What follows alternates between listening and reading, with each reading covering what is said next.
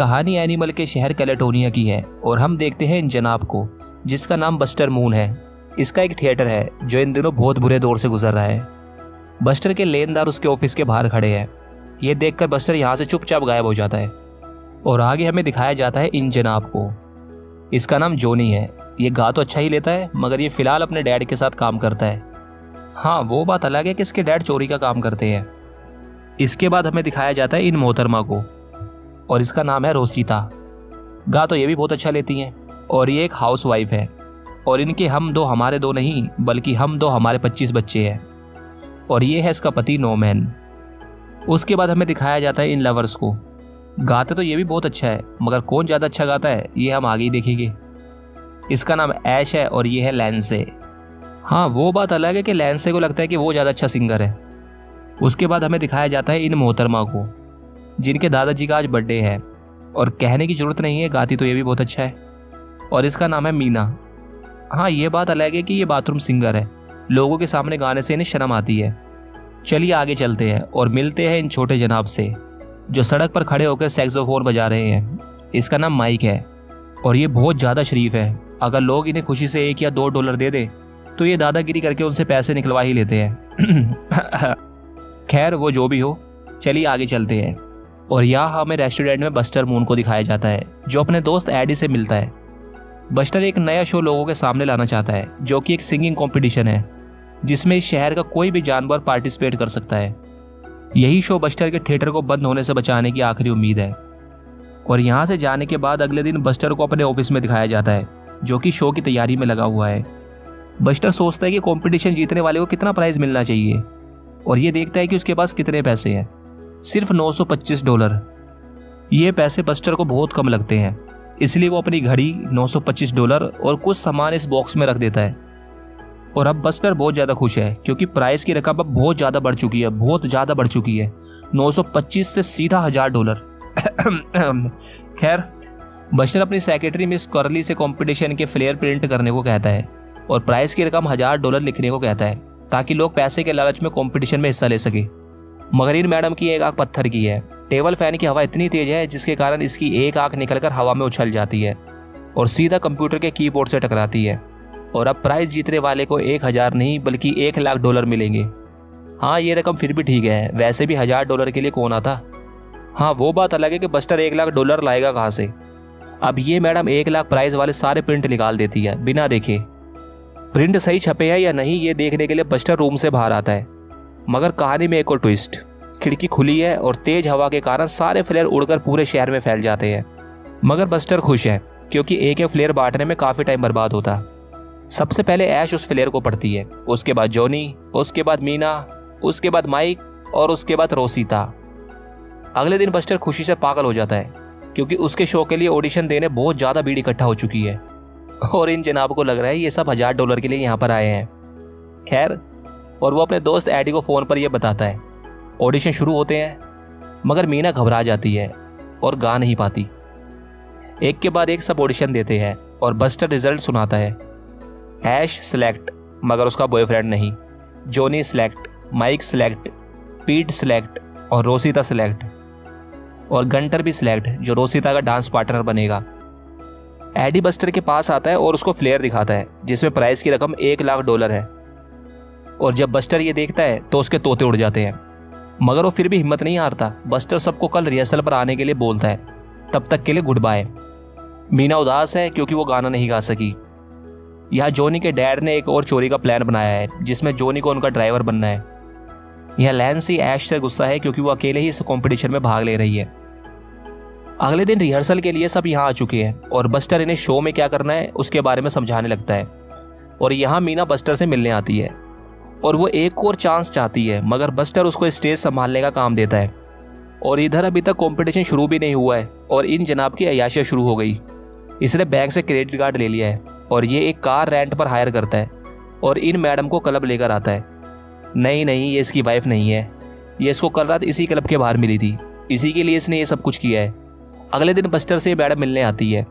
दरअसल ये बैंक से आई है, इसका नाम जूडीथ है और इस महीने की आखिरी डेट तक अगर बस्टर ने लोन नहीं चुकाया तो ये थिएटर तो गया। और आगे हम देखते हैं कि बस्टर पूरी कोशिश में लगा है कि उसका शो हिट हो जाए वो सबसे खूब मेहनत करवा रहा है, मगर एक हादसे में पीठ जख्मी हो जाता है। बस्टर उसकी जगह मीना को एक चांस देता है। सब जोरों शोरों से मेहनत कर रहे हैं। रात को ऐश अपने घर पे वापस आती है और देखती है कि उसके बॉयफ्रेंड ने अपने लिए दूसरी पार्टनर ढूंढ ली है। इसलिए ऐश उसे अपने घर से बाहर निकाल देती है। और माइक तो क्लब में आवारागर्दी करने में लगा है, मगर ये जुए में चीटिंग करता पकड़ा जाता है, जिसके कारण ये भालू उसके पीछे पड़ जाते हैं। माइक किसी तरह इन भालू से बचकर वहां से निकलता है और जाते जाते इन्हें 4 गालियां भी दे जाता है। ये है तो छोटा सा, मगर बड़े बड़ों से पंगे लेता है। एक दिन बस्टर एडी की नानी से मिलने आता है, जिसका नाम नैना नोडेल है, जो अपने समय की मशहूर एक्टर और सिंगर रह चुकी है, और दौलत और शोहरत की तो इनके पास कोई कमी है ही नहीं। दरअसल बस्टर चाहता है कि नैना उसके शो के प्रीव्यू पर आए, और अगर उन्हें शो अच्छा लगे तो वो उसके शो को स्पॉन्सर कर दे। नैना जाना तो नहीं चाहती, मगर अपने नाती एडी के कारण वो मान जाती है। बस्टर खुशी खुशी थिएटर आता है और कल के प्रीव्यू शो की तैयारियां करने लगता है। जॉनी भी थिएटर में है, मगर उसके डैड का फ़ोन आता है और वो जॉनी को वापस आने के लिए बोलते हैं, क्योंकि चोरी करने का समय आ गया है।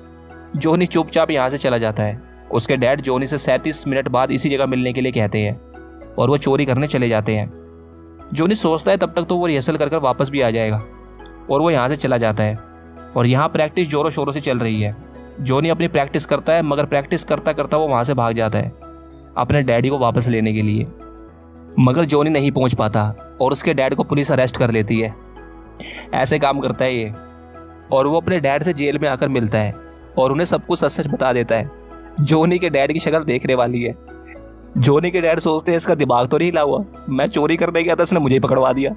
और वो गुस्से में जॉनी को वहाँ से भगा देते हैं। जॉनी अपने डैड को बाहर निकालने के लिए बस्टर के ऑफिस में प्राइज मनी चुराने आता है, $1,00,000, मगर वो ऐसा नहीं कर पाता। वैसे जॉनी की शक्ल देखने वाली होती अगर वो इस प्राइज मनी को चुरा लेता। एक तो उसने अपने डैड को पकड़वा दिया, ऊपर से जब इसे पता चलता है इसके अंदर सिर्फ $1,000 है, ये तो पागल हो जाता।